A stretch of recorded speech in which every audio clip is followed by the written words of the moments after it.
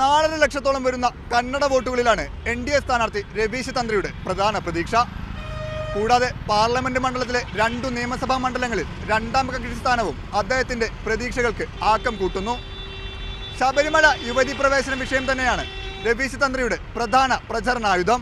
ಆತ್ಮೀಯ ಮತದಾರ ಬಾಂಧವರೇ, ಈ ಬಾರಿಯ ಲೋಕಸಭಾ ಚುನಾವಣೆಯಲ್ಲಿ NDA ಅಭ್ಯರ್ಥಿಯಾದ ಶ್ರೀ ರವೀಶ್ ತಂತ್ರಿ ಕುಂಟಾರ್ ಅವರನ್ನು ತಮ್ಮ ಅತ್ಯಮೂಲ್ಯವಾದ ಮತ ನೀಡಿ ಗೆಲ್ಲಿಸಬೇಕೆಂದು ವಿನಮ್ರವಾಗಿ ವಿನಂತಿಸ್ತಾ ಇದ್ದೇವೆ. ഒരു സ്ഥാനാർത്ഥി വിജയിക്കോ ഇല്ലയോ എന്ന് തീരുമാനിക്കുന്നത് ആ സ്ഥാനാർത്ഥിയുടെ പടിയേറിടുന്ന സമയത്ത് ജനസമൂഹത്തിൽ നിന്ന് കിട്ടുന്ന സ്വീകരണം. ഇന്ന് CPM-ന്റെ ശക്തി കേന്ദ്രങ്ങളിലും UDF-ന്റെ ശക്തി കേന്ദ്രങ്ങളിലും പോകുന്ന സമയത്തിൽ കൂടി വൻ സ്വീകരണവും അവിടുത്തെ അമ്മമാരും എല്ലാവരും കൂടി വന്ന് കാണുന്നതിന് ഞങ്ങൾക്കൊരു ഊർജ്ജം പകരുന്ന വിഷയം. പിന്നെ ഉറപ്പിച്ച് ഞങ്ങൾ വിജയിക്കുമെന്ന് പറയാനുള്ള കാരണം നരേന്ദ്രമോദിജി സർക്കാരിൻ്റെ ഭരണ മുന്നേറ്റം, അത് ഭാരതത്തിൽ മാത്രമല്ല ലോകം മുഴുവനും ഒരു സ്വീകാര്യമായ വിഷയം.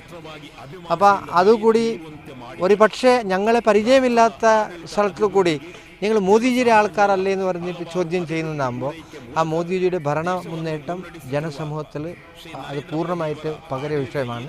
പിന്നൊരു ഭാഗത്ത് സംസ്ഥാന സർക്കാർ വിശ്വാസി സമൂഹത്തിനോട് ചെയ്തതായ വഞ്ചന ഇന്ന് CPM-ന് ഭയങ്കര എതിർപ്പായിട്ട് ബാധിക്കുന്നുണ്ട്. അത് കാസർഗോഡ് ജില്ലയിൽ കൂടി ഒരു പുകയാടുന്ന വിഷയം. അതിനെക്കൊണ്ട് ആ വിശ്വാസി സമൂഹവും കൂടി NDA ഒന്നിച്ചിട്ട് നിൽക്കും. ഞങ്ങൾക്ക് അവരെല്ലാം വോട്ട് കിട്ടും. അതിനെക്കൊണ്ട് തീർച്ചയായിട്ടും ഞങ്ങൾ ജയിക്കും.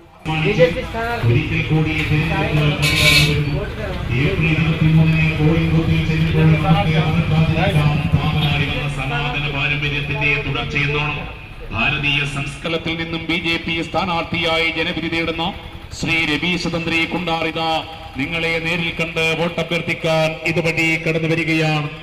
നാടിന്റെ വളർച്ചയാണ് നിങ്ങളുടെ സ്വപ്നമെങ്കിൽ ഇനി 24 മണിക്കൂറും എന്തുണ്ടായാലും കൂടി ഈ കോൺസ്റ്റിറ്റ്യുവൻസിയുടെ പരിപൂർണമായിട്ടുള്ള വികസനത്തിന് വേണ്ടി 24 മണിക്കൂർ കൂടി നരേന്ദ്രമോദിജിയുടെ വാക്ക് തന്നെ 24/7 ആ പോലെ പ്രവർത്തിച്ച് 5 വർഷത്തിൽ കഴിയുന്നത് വികസനങ്ങൾ ചെയ്ത് അടുത്ത അവധിയിലു കൂടി ഒരു NDA സ്ഥാനാർത്ഥി ആരെയാവട്ടെ ആ സ്ഥാനാർത്ഥി ജനസമൂഹത്തിൻ്റെ നടുവിൽ പോയിട്ട് എനിക്ക് വോട്ട് തരണം എന്ന് ചോദിക്കേണ്ട ഒരു സ്ഥിതി വരില്ല.